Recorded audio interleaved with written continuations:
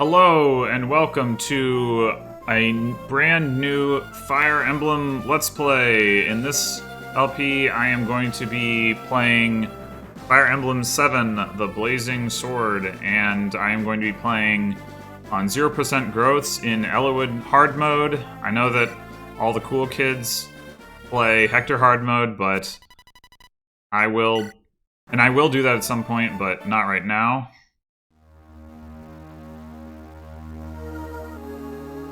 So we start on Chapter 11. If you're not familiar, because of Lin Mode, which is the first 10 chapters, but is also skippable, which is what I'm doing, because Lin Mode is boring and easy.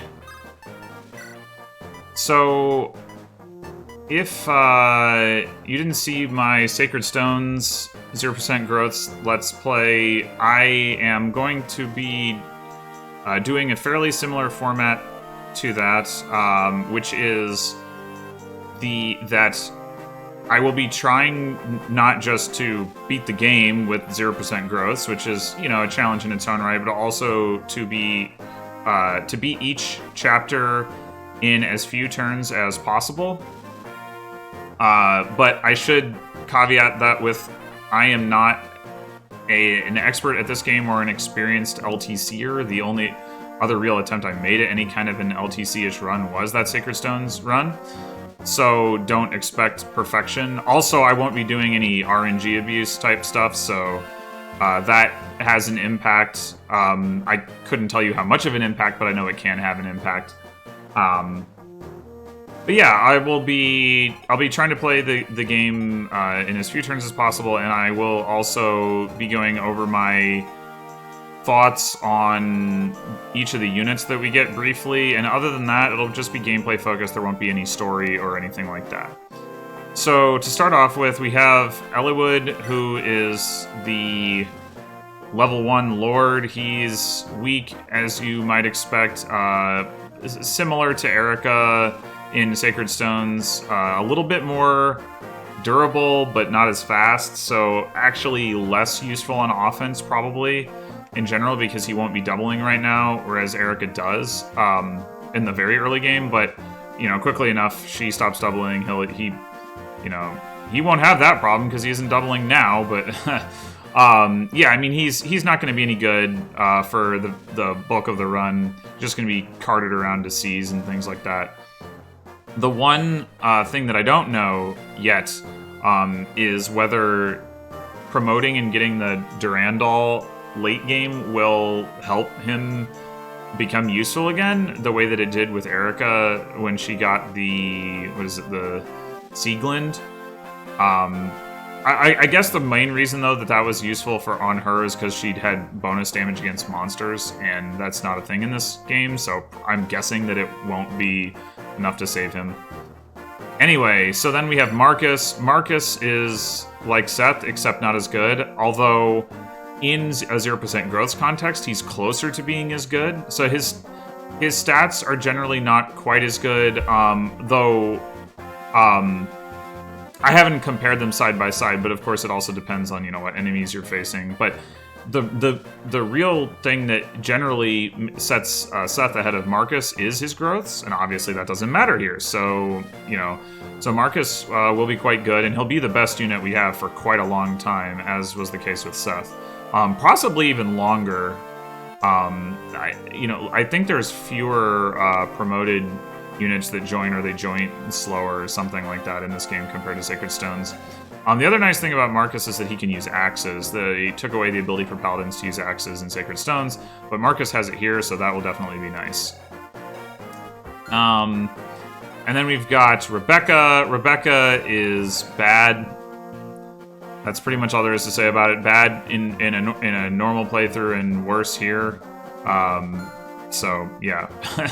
And then we've got Lowen. Lowen is quite good in a normal playthrough. As an early joining Cavalier, he can do quite a lot, but here his base stats are not really gonna get a lot done. I mean, he's got decent durability, so you know, he's not gonna be tissue paper, but he's not going to be somebody I invest resources into because he's just too low level to be able to. Or I mean, the problem isn't actually the level; it's the stats, but they're correlated, of course. and his stats just aren't good enough to really let him contribute in the long run. Though, of course, as a unit that can rescue drop, he's got that going for him. Anyway, so the plan here is to finish the map in 4 turns, starting with Lowen hitting this guy, and then we are actually going to give this kill to Eliwood, so that Marcus can move forward as far as possible. And while we do that, we're also going to take Lowen's Javelin. We don't really need it for this chapter, but Marcus will make better use of it, so we might as well trade it over while we can. I did actually attempt a run of this chapter that involved Marcus using the Javelin, but the strategy was not nearly as reliable as the one I ended up settling on.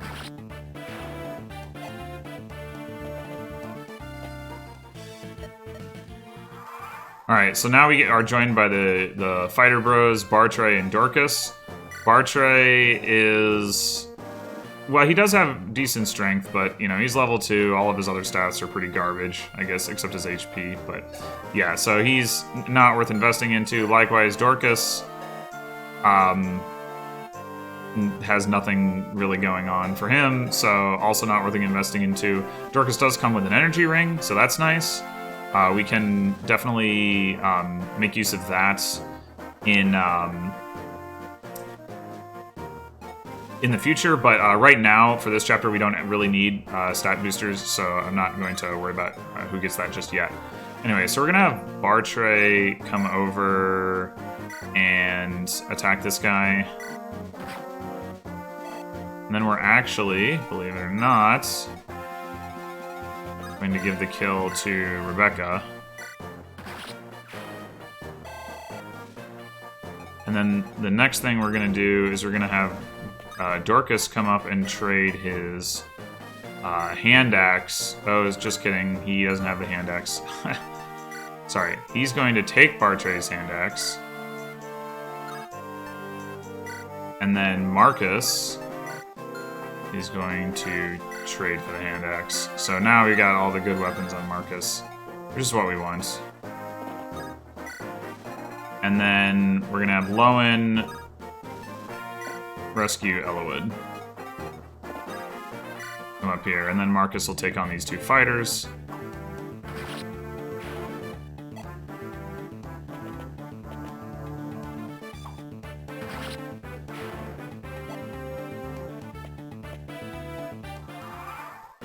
Alright. So now we're going to have Bartray duck back over here and visit the village and get a Dragon Shield, so that's our other stat booster. Very nice. Again, don't really need it right now, but obviously good to have it. I don't know for sure. I'll probably be giving it to Marcus just because it's going to be such a long time until I get another unit that I want to invest in, but I don't know for sure that I'll be doing that.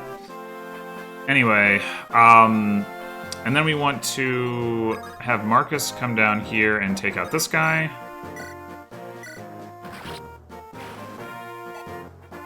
So the strategy I tried before was having Marcus just go here and attack the boss of the Javelin. The problem, he can one-round him with the Javelin, but his hit rate is like 55. And if he misses once, which he did in my attempt, then you end up in a situation where you get blocked in by the other enemy, because there's the enemy that he just killed in these 2. They kind of block this space, and there's not enough room to get Eliwood through. But with our current setup, we can drop Eliwood here, and he's in range of the gate. And then we're just going to move Dorcas over, and we're going to move Rebecca over. Rebecca will get attacked by this fighter, but that's fine.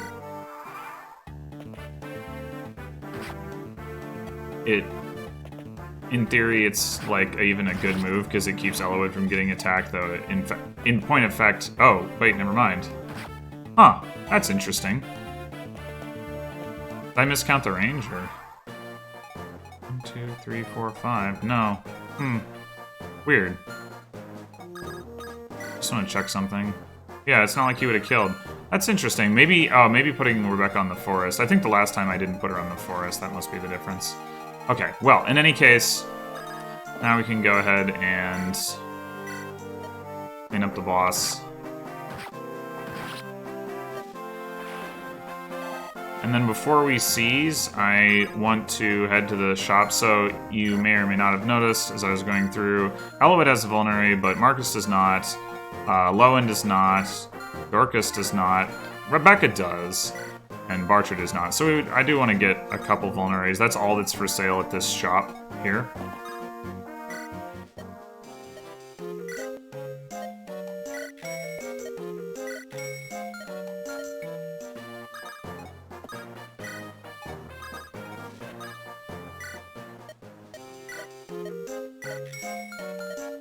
I think that'll be plenty. Alright, and we are ready to seize and end the chapter in 4 turns. So that was chapter 11 in, as I said, 4 turns. Next up, chapter 12 is actually a route map, so that one should be significantly longer. Yeah, so thanks for watching, and until next time.